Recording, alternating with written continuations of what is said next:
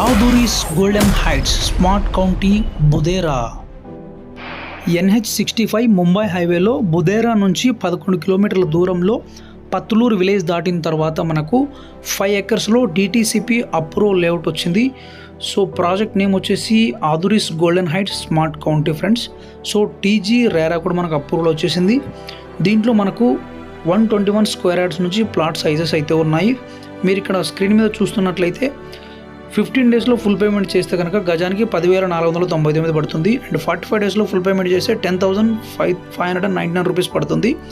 And 90 డేస్లో మీరు full payment చేస్తే కనుక గజానికి 10,799 ఛార్జ్ చేయడం జరుగుతుంది.